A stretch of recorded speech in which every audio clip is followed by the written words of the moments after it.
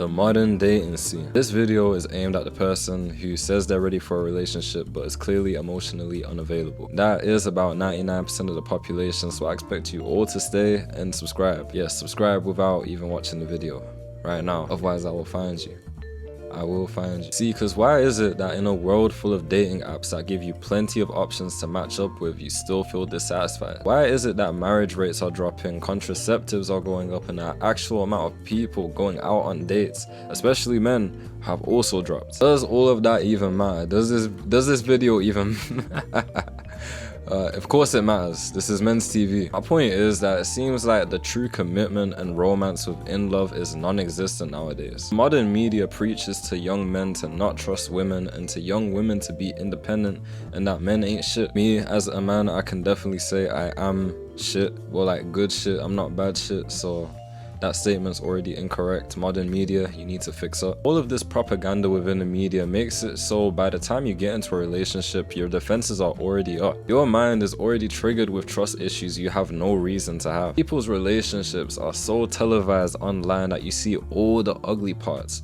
propagating yourself to not really find the idea of a true committed relationship worth your time, ultimately fearing the idea of love and intimacy. This has now breeded the most nonchalant dating pool that I have ever seen within my time of living. I'm only 21, but I've seen a lot of stages within society when it comes to this. People are so nonchalant when it comes to being affectionate towards their lover and rather distant, which just isn't possible when you want to show love.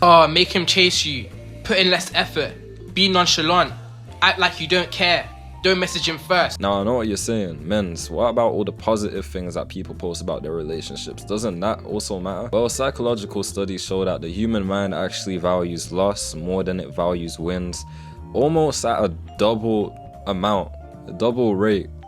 You get what I mean? A cognitive bias known as loss aversion. This simply means that there could be plenty of TikToks of people showing the beauties of their relationship, but let one guy talk about how he got cheated on by his ex, and suddenly you feel like that is your life because you're consuming that content. Advice that I have seen has gone as far to say to not give too much of yourself to your lover. Play hot and cold games to keep them interested. To love bomb them one day and then the next day suddenly ghost them so they can keep, being attracted to you, which it's just the finest bit of manipulation, isn't it? Instead of you explaining your emotions to your lover and communicating in a healthy way, you'd rather play funny games with them and act like you don't care, all for the sake of not giving too much of yourself or not being so vulnerable, all in attempts to keep your partner quote-unquote interested. This is even more trickier when paired with no self-awareness within attachment styles, which is the next segment of this video. But I'd like to say, if you are enjoying this video so far and you're liking the content, oh my days, I need to bet. If you're liking the content, then make sure to subscribe, join the 1900 community.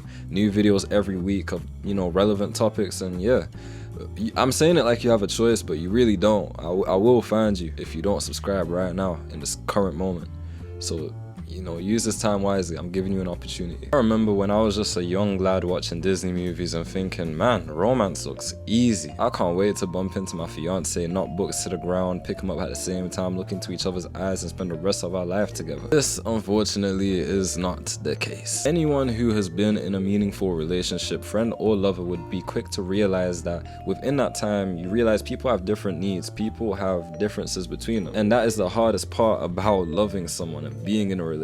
Some people may find it easier to be vulnerable and others find it harder to be vulnerable, but it is with the act of love that you understand that and cooperate with that. The bad part is that we're not doing that in this day and age, and that is why dating pool is a mess. See, a lot of the reason that you love the way you do, the reason that you even comprehend the idea of love, comes from how your parents loved you when you were a child. More importantly, the opposite sex parent. The affection, care, and attentiveness that a parent fed you when you was a child all makes you ready to express love fearlessly when you grow up. However, in a generation with single parent households, neglectful parents, and abusive parents, this can alter the idea of love to be something quite chaotic. This breeds different attachment styles like anxiety, avoidance, and insecurity, which all have their own separate needs and difficulties when it comes to love. Their perspective and comprehension to love comes from a more pessimistic viewpoint, since they wasn't really given the most nourished full amount of love when they was a child by their primary caregiver. For example, as someone who was once an avoidant, I would avoid any confrontation within a relationship that required me to be, provide stability and, communicate my emotions and feelings, and just, actually just be in a confrontation. I was brought up to be independent and only rely on myself, only take care of myself, make sure myself is good. So when it came to building a connection with someone else, it's very challenging. When you add confrontation into that equation and communication, it also becomes challenging. And see, this wouldn't be a problem, no one's perfect and we all have demons. That's life at the end of the day. But the problem is that we're not doing the inner work to really solve those issues, but we still want relationships. We want the reward without the work. Everyone craves the sparks of love, but doesn't want the intimacy or the vulnerability. Everyone loves romanticizing love until you need to get out of that honeymoon stage and provide stability within the relationship and maintenance. Inner work, self-reflection. You're not as attractive as you think you are on the inside, and the relationship will provide you to work on that. Can you be asked to do that? Maybe not. Maybe your ego's too but I digress. This generation has been programmed and adapted to instant gratification so much to the point where if a relationship calls for a little bit of maintenance, you'll shift your attention to the next best avatar to experience the chaos that you call love. The thrill of the first seconds of love and the anticipation from chaos has everyone running from themselves. But then I must bring you the question: how can you truly love anyone if you don't love yourself? In relation to running away from yourself, I'd like to dedicate the next segment of this video to running far away from Hinge. I know a couple niggas watching this are going to be Hinge lovers and hate me for saying this, but run away from the dating apps, bro. It's okay. This all comes from a monogamous perspective that calls the question of if having so many options is really so appreciative to dating. If love is to value a certain somebody or thing to a mass extent, then what good is it to share that energy with so many options? Some may argue that you need that experience of different lovers to really know yourself, to know what you like and dislike and be ready for the actual serious partner. But first of all, I'd like to say that's pretty fucking fucked up. You're using other people's hearts in order to better your own understanding of yourself. True growth from your dating life comes from exploring different people and different hearts. Then I must question, when does the cycle truly end? When do you know that it's ready to stop? Once you get a taste of different partners, it is very hard to stop because you train your mind to chase your appetite and not discipline, not your love. See, our flesh and our mind are two different things, and trust me, your flesh would love to explore different bodies and share intimate moments within that, but is that the right thing to do? No, and that certainly is not what dating is, and that's certainly not what love is meant to be. The whole idea of love is giving a special amount of energy to a certain thing. So breaking that down into different segments just doesn't sit right with me, at least. Maybe you feel like you have this ultimate reason and purpose to share your love with so many different people, but I can't relate. So, if someone does feel like that, comment down below. I'd love to know why you feel that way.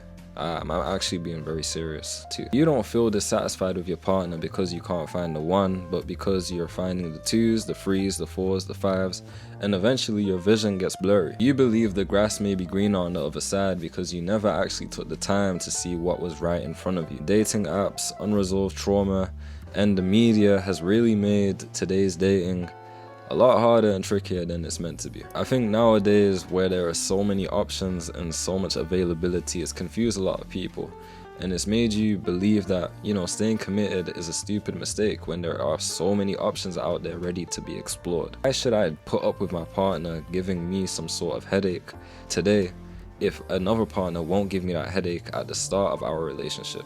You're chasing that thrill, you're not in love, and if that is you, if that sounds like you, maybe you do need some self-reflection, because take into account you're going to hurt people if you're not taking them serious, but you want to feel that thrill. You know what I mean? I'm not here to tell anyone what to do with their life, but that's just my stance on the dating scene right now. I feel like it's a lot of situationships, a lot of just not commitment, and that's because no one is serious. Everyone peeps the game that I've just put out in this video, and thus has no need to take anything serious. There's no rush, there's no scarcity anymore. So you can be as unserious as you want and reap no consequences. It's mad. As always, it's Men's TV, bringing you back 900 thoughts from the dome to your phone. Make sure to like, subscribe, and peace, man. I love you guys.